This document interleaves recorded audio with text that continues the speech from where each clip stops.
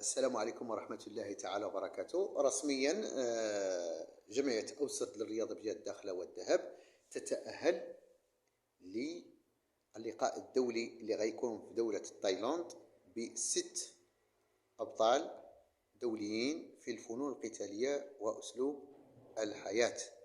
هؤلاء الأبطال اللي غيمثلوا جهة الداخلة وادي الذهب والمملكة المغربية الشريفة غادي إن شاء الله غيكونوا في تايلاند إن شاء الله في مارس هذه السنة.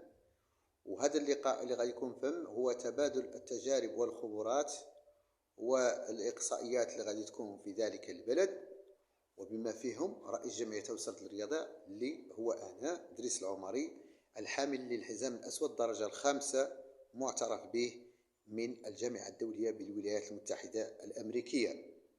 للإشارة هؤلاء الأبطال المشاركين راهم الآن مشاو للدار البيضاء لإجراء معسكر تدريبي اللي كيشرف عليه الخبير الدولي أحمد كرامي والخبير الدولي ومنسق العلاقات الخارجية بالجامعة الملكية المغربية للكاجو كيمبو والأساليب المشابهة الدكتور عبد اللطيف الحياني. إذن هؤلاء الأبطال اللي صيفطناهم للدار البيضاء باش يديروا هذا المعسكر التدريبي في الفنون القتالية وأسلوب الحياة ياسودا اللي كيشرف عليه الخبير شيهان الدولي أحمد كرامي، واللي كنشكروه من هذا المنطلق، واللي هو باقي كيلبس الكيمونو اللي غيطلع في هذه البطولات العالم واللي غادي نطلعوا حتى حنا معاه. وهذه البطولة هذا اللقاء غيكون إن شاء الله في دولة تايلاند المؤهل لبطولة العالم التي سيتمثل فيها المغرب بخيرة الأبطال المغاربة، واللي غادي إن شاء الله احنا كلنا أمل فيهم باش يرفعوا راية الوطن والعالم المغربي كما وقع في كرة القدم، واللي فرح الشعب المغربي العظيم. اليوم جهة الداخلة وادي الذهب وجمعية أوسط بجهة الداخلة والذهب الجمعية الوحيدة بهذه الجهة المؤهلة لهذه التظاهرة الدولية، واللي تم الإقصاء ديال مجموعة من الجمعيات في الفنون القتالية وأسلوب الحياة، واللي تأهلوا معنا أبطال ثانيين من الدار البيضاء وطنجة.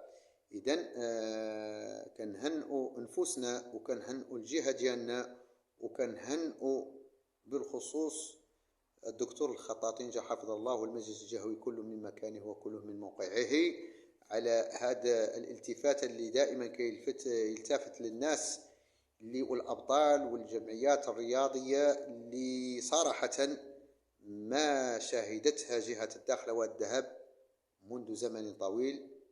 وكنشكروا في نفس الوقت السلطات المحلية على رأسهم السيد والي ولاية جهة الداخلة والذهب الحاج بن عمر، والسيد عامل إقليم أوسط العامل ديالنا وغني عن التعريف السي عبد الرحمن الجوهري على الدعم ديالو والمساندة ديالو لأبناء جهة الداخلة والذهب. وإلى ذلك الحين حنا دابا بدينا في المعسكرات التدريبية، حنا ما كنبغوش نخرجوها للإعلام، كيكون داكشي سر داخل الجمعيات، وحتى ان شاء الله تقرب البطوله الدوليه وكثر حنا غنخرجوا للاعلام ونديروا واحد ديمونستراسيون باش يشوفوا الملأ. واللي الناس اللي كتشكك في الاحزمه ديالنا كان حنا الباب ديالنا مفتوح والجمعيه ديالنا مفتوحه، ونحن نقبل التحدي وخاصنا بهذه الجهه العظيمه. والى ذلك واللي عنده شي سؤال واللي بغى يدير شي تدخل هكا نحن رحنا الاشاره. وللاشاره جمعيه اوسط للرياضه بجهه الداخله والذهب راه فتحت الابواب ديالها بعد واحد الازمه اللي مر السحاب، والحمد لله الرياضه راه رجعت، المنخرطين ديالنا راه رجعوا، والناس اللي غينخرطوا معنا راه الجمعيه مازالت في دوك العروض ديالها التحفيزيه والانشطه ديالها الاشعاعيه، كتعطي بدل الرياضيه مجانا وكتعطي الليغات عاوتاني مجانا والتدريب في اعلى المستويات. ناس ذوي الخبرات الطويلة، ناس اللي عندهم مستوى ثقافي ورياضي وعلمي وتجاربي في هذا الميدان ديال الفنون القتالية.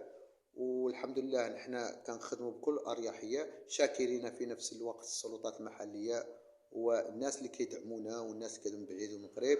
المقر ديال الجمعية هو زنقة المسيرة 2 زنقة والتنسيق رقم 4 الداخلة قرب فندق تهايتي و64 منزل. الرقم ديالنا ديال الهاتف هو 0671 95 53 74. وإلى ذلك الحين كان معكم رئيس جمعية أوسرد للرياضة بجدة داخل وادي الذهب، ممثل الولايات المتحدة الأمريكية الدائم في رياضة الكاجو كيمبو والفنون القتالية وأسلوب الحياة، إدريس العمري، الحزام الأسود الدرجة الخامسة دولي. والسلام عليكم ورحمة الله تعالى وبركاته.